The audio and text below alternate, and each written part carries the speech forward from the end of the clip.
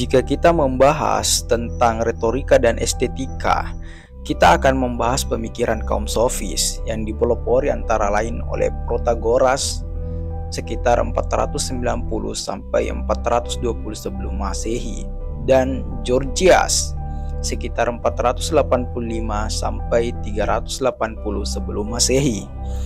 Kaum sofis adalah guru keliling yang mengajarkan seni retorika, teknik pembelaan di pengadilan, dan memungut bayaran dari ajarannya. Dalam konteks kontemporer, barangkali sosok yang menyerupai mereka adalah para motivator dan pengacara.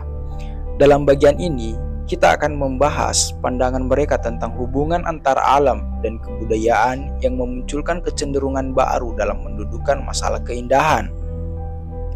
Sumbangan besar kaum sofis bagi sejarah estetika terletak pada upayanya untuk menarik distingsi antara kebudayaan dan alam, antara nomos atau hukum kebiasaan dan physis atau alam kodrat.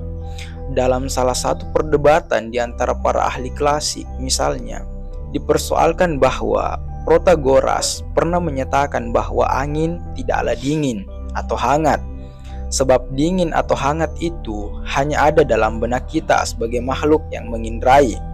Artinya, dingin atau hangatnya angin itu sendiri tak punya kodrat atau physis.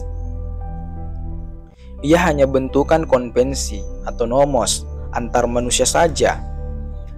Itulah sebabnya, seperti dilaporkan oleh Diogenes Laertius sekitar 200 sampai 250 Masehi, Protagoras berprinsip bahwa manusia adalah ukuran dari segalanya.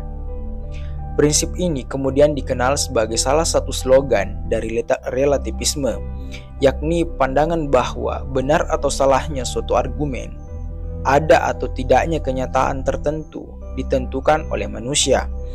Protagoras bahkan dikabarkan berpendapat bahwa ada atau tidaknya suatu benda ditentukan dari apakah benda itu dipersepsi manusia atau tidak, seperti dikisahkan oleh Didymus Sibuta. Protagoras mengatakan bahwa adanya benda ditentukan sepenuhnya dari apakah hal itu dipersepsi. Apabila saya sehat, madu akan terasa manis, tetapi bagi orang lain yang sedang demam, madu terasa pahit. Apakah madu itu sendiri manis atau pahit tidak pernah jelas. Dengan cara itu, kaum sofis hendak menyatakan tiadanya pengetahuan objektif.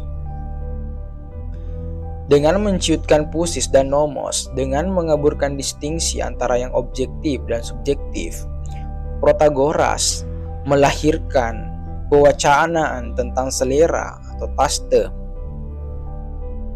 Protagoras dan kaum sofis adalah pendahulu setiap estetikawan yang menyatakan bahwa nilai estetis sebuah karya seni tergantung dari selera pemirsa. Pada zamannya, tentu pendekatan Protagoras ini merupakan terobosan yang berlawanan dengan kecenderungan umum estetika Yunani antik yang bercorak objektivis. Sofis seperti Pythagoras adalah perlawanan sepenuhnya dari tradisi Pythagorean yang menempatkan masalah keindahan pada konteks struktur objektif matematis semesta fisik. Kaum Pythagorean seperti dicatat Ioannes Tobaios circa 5 Masehi mengajarkan bahwa tatanan dan proporsi adalah indah dan berguna, sementara kekacauan dan disproporsi adalah buruk dan tak berguna. Betapa kontrasnya pernyataan itu bila dibandingkan dengan ungkapan sofistik seorang komedian seperti Epicharmos sekitar 540 sampai 450 sebelum Masehi. Seekor anjing memandang anjing itu indah, dengan demikian pula kerbau terhadap kerbau, keledai terhadap keledai, dan babi terhadap babi. Buat kaum sofis, singkatnya, selera menentukan hakikat dan nilai benda-benda. Namun tidak semua sofis menyatakan pendapatnya dalam wujud yang ekstrim seperti Protagoras. Gorgias misalnya tidak secara khusus mereduksi atau menciutkan persoalan keberadaan objek pada persoalan pengamatan. Hippias dan Antipon contoh lainnya tidak mereduksi pusis dan nomos. Kendati begitu, kecenderungan relativis tetap menandai pemikiran kaum sofis secara umum. Kecenderungan relativis dalam pemikiran Georgias mengemuka dalam wujud relativisme linguistik, yakni pandangan bahwa bahasa niscaya membentuk ilusi tentang kenyataan. Gagasan ini muncul dalam karyanya Encomium of Helen. Dalam karya tersebut, Georgias membela Helen dari Troya yang berselingkuh dengan Paris.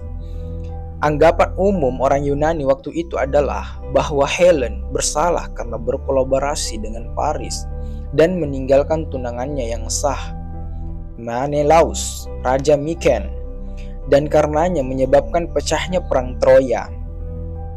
Namun, bagi Georgias, Helen tidak bersalah sebab ia telah tertawan oleh ucapan-ucapan Paris.